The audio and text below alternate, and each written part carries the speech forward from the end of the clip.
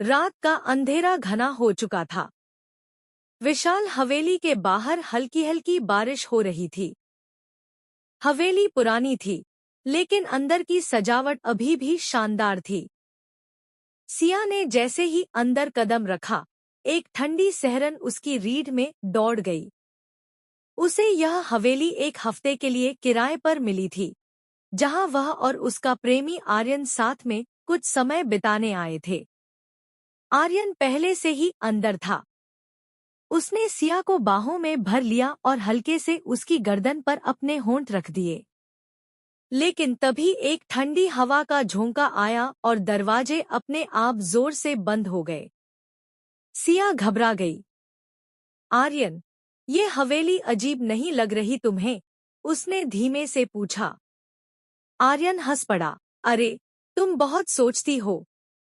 यह सब पुरानी हवेलियों में होता है। चलो, कुछ अच्छा टाइम बिताते हैं। दोनों ने वाइन खोली, धीमे धीमे बातें करने लगे। लेकिन जैसे ही घड़ी ने आधी रात का समय दिखाया, एक अजीब सी आवाज हवेली के अंदर गूंज उठी। छोड़ दो, ये जगह मेरी है। सिया ने घबराकर चारों ओर देखा। आवाज हवा में घुल गई थी। आर्यन ने सिया को अपनी बाहों में खींच लिया और कहा, डरो मत, मैं तुम्हारे साथ हूं।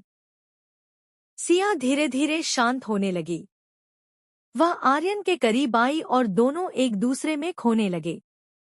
कमरे का तापमान गिरता जा रहा था, लेकिन उनके जिस्म में आग जल चुकी थी। लेकिन तभी सिया की पीठ पर किसी ठंडी चीज का स्पर्श हुआ।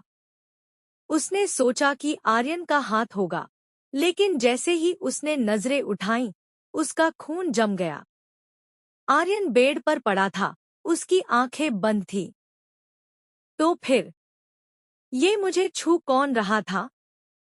सिया की चीख पूरे हवेली में गूंज गई। उसने खुद को छुड़ाने की कोशिश की, लेकिन एक अदृश्य शक्ति ने उसे जकड़ लिया। आर्यन हड़बड़ा कर उठा, लेकिन अब बहुत देर हो चुकी थी। सिया हवा में लटकी हुई थी, जैसे कोई उसे ऊपर खींच रहा हो।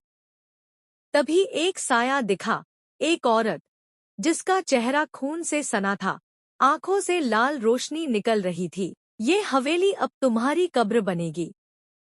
कमरा गहरे अंधेरे में डूब गया और हवेली में फिर से सन्नाटा छा गया। अगले दिन पुलिस को वहां सिर्फ एक टूटा हुआ बेड और दीवार पर खून से लिखा एक संदेश मिला। कोई नहीं बचा।